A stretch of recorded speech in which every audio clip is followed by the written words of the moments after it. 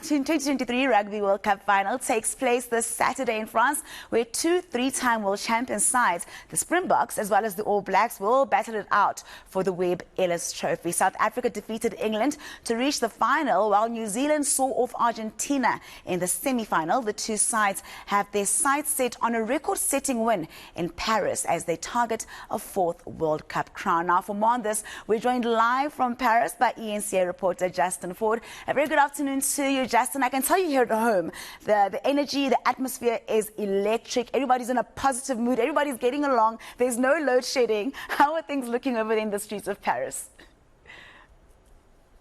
Bonjour, Nandi. You caught me at the right time as I'm just about to actually enter a very famous bakery. I need to get some dessert, but while I wait, I'll just get to give you a sense of what is expected on the streets. And a very busy Paris at the moment. I just flew in from Spain this morning and, just getting to Charles de Gaulle Airport as well as just getting onto one of the trains. You can see loads of South Africans actually making their way to Paris in order to watch the Springboks in action tomorrow evening. So definitely a hype of activity here or at least in Paris ahead of tomorrow evening's final between the two mega, sort of players in world rugby. They date back many years, the rivalry between them. But I think, it's important to note that very busy Paris, and the Springbok fans definitely are excited to be here and support the Boks. Justin, back in 1995, we hosted the Rugby World Cup and we met New Zealand in the final. Of course, we ended up winning that World Cup. It was back in 1995, 28 years ago. But do you think New Zealand are still approaching this final as a bit of a grudge match? Look, I think the history dates back to, the early 1900s, and 105 matches have already been played between the Springboks and the All Blacks.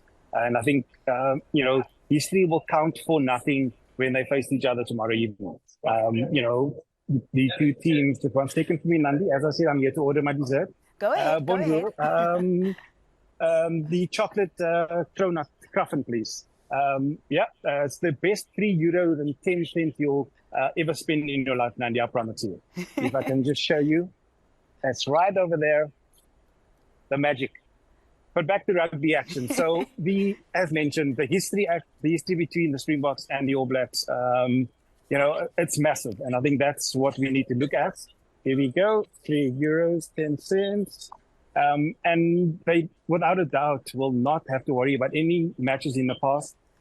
These two teams know that they will have to battle it out hard in order to get that elusive fourth title and be the first team.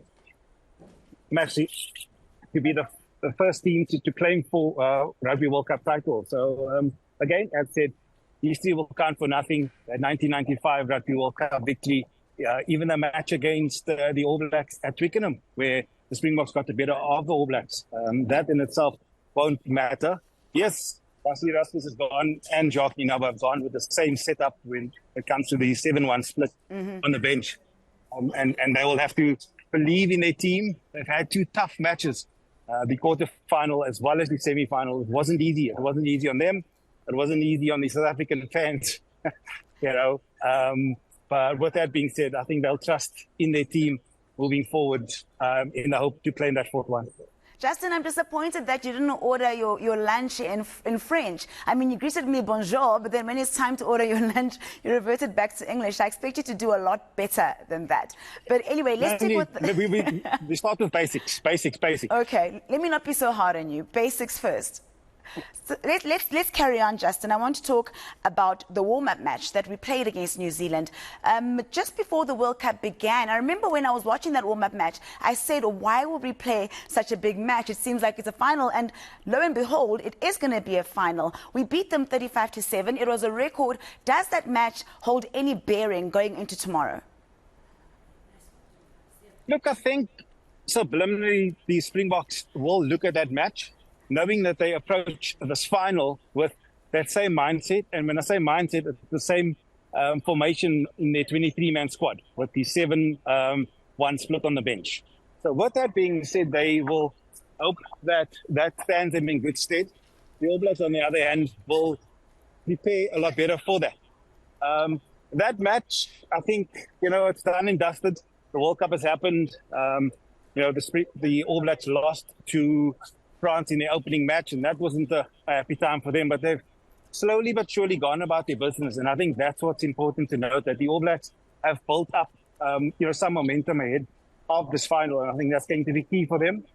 And on the side of the Springboks, they do a solid match. After that, as I mentioned, that quarterfinal and semi-final. So yes, they're hoping that this match tomorrow evening is going to be an exciting one, I think, first and foremost. It's going to be a battle up front, without a doubt. So we're hoping and praying for the best, that it's all green and gold tomorrow evening. All green and gold tomorrow evening. Thank you so much, Justin. Enjoy your lunch. Au revoir.